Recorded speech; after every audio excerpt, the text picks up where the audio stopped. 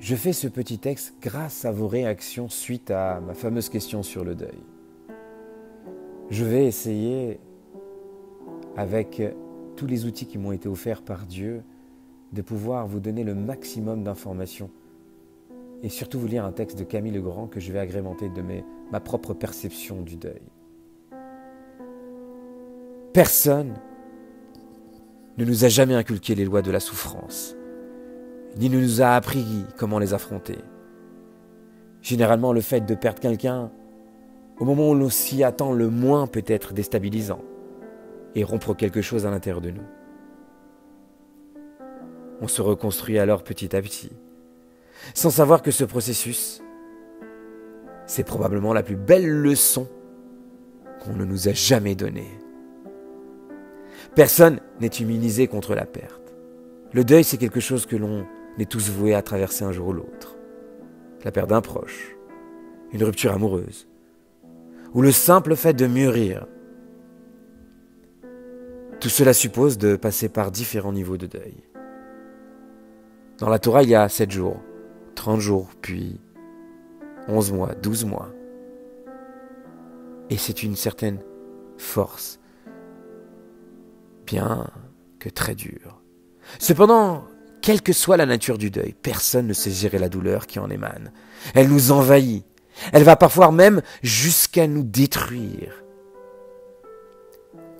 Existe-t-il une formule magique qui puisse nous immuniser contre la séparation, contre le vide, contre ce creux insondable de cette main de laquelle on dépend? Une telle formule magique n'existe pas. Selon les experts, chaque personne doit trouver sa propre façon de gérer le deuil. Selon les textes, chaque personne doit trouver sa propre façon de gérer le deuil, de trouver l'apaisement, la force de caractère et la capacité de se relever. La maturité émotionnelle, c'est celle qui sait avancer grâce à ses propres pertes, qui a appris de l'indifférence et qui voit les difficultés comme des opportunités d'apprendre. Oui, les difficultés, tout ce qui nous arrive, sont des opportunités d'apprendre tous les jours et d'avancer et de grandir et d'être encore plus fort, encore plus puissant, car si vous êtes encore là, c'est pour véhiculer le message des personnes qui nous ont laissés, qui sont partis. On peut lire beaucoup de choses sur le deuil. On peut faire ce que nous indique un thérapeute, la religion, les amis, ce que nos amis ou les membres de notre famille nous disent pour nous apporter leur soutien. Toutefois, une perte, quelle qu'elle soit, c'est un acte qu'on doit affronter seul. Oui, seul, grâce à des mécanismes qui nous sont propres.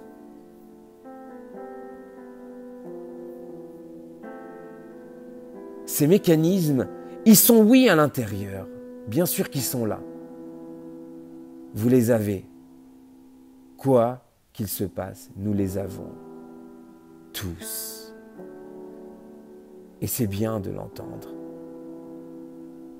Personne ne va pleurer pour nous. Personne ne va réorganiser ses pensées et apaiser notre douleur pour nous libérer d'un poids. Faire son deuil, c'est long. Et pour y arriver, il faut reconnaître qu'on n'est pas aussi fort que ce qu'on peut le croire. En réalité, on est aussi vulnérable qu'une plume portée par le vent. La vulnérabilité n'est pas une mauvaise chose. Notre vraie force réside dans notre vulnérabilité. Posez-vous un peu et dites-vous bien une chose. Plus vous résisterez, plus vous refuserez de reconnaître que vous vous sentez blessé, que vous avez l'impression que votre vie va s'écrouler et que vous souffrez. Plus haut sera le mur de négation, le fait de refuser. Et plus profond sera la douleur qui va se mettre devant vous. Comment peut-on affronter ce qu'on refuse de reconnaître et ce dont on nie l'existence? Pourquoi refuser de pleurer la perte et d'accepter de se sentir vulnérable?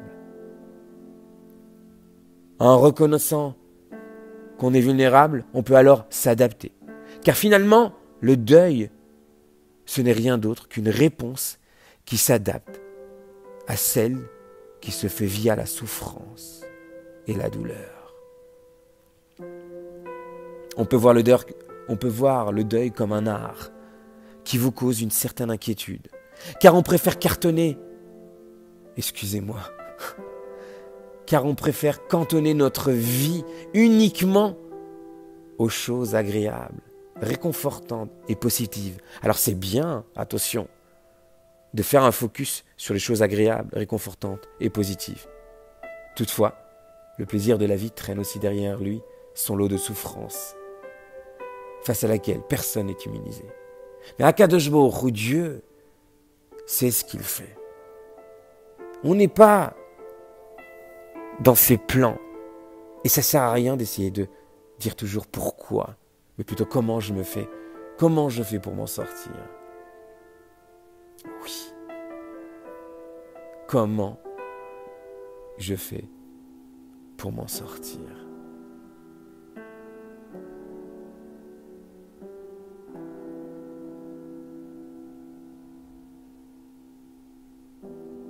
Il faut tout de même, comme je viens de vous dire, éclaircir un point important. Quand on parle de deuil, on pense toujours aux pertes physiques, donc à la mort. Néanmoins, il y a aussi des deuils affectifs, émotionnels, liés à cet amour auquel on a dû renoncer ou qui nous a abandonnés, voire même au simple fait de mûrir en tant que personne, d'assumer de nouvelles valeurs et d'abandonner certains schémas de pensée pour en développer d'autres. C'est un processus de croissance intérieure au cours duquel on surmonte des deuils assez profonds de personnes et parfois même d'identité. C'est quelque chose d'aussi enrichissant que nécessaire. Sans aucun doute,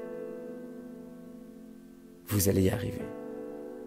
Mais malgré tout, c'est un processus qui implique certaines peurs, puisque tout changement suppose une perte implicite, voire même une sensation de solitude ou de vide. On doit prendre conscience du fait que la vie, ce n'est pas un long fleuve tranquille.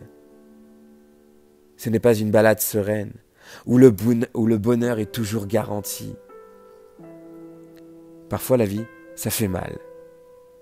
On doit accepter la frustration, la perte et le deuil, quelle qu'en soit sa nature. Car ces deuils mènent tous à une sagesse nécessaire. Je vous souhaite beaucoup de force, beaucoup de courage, car vous allez réussir. Merci de votre écoute et à très vite.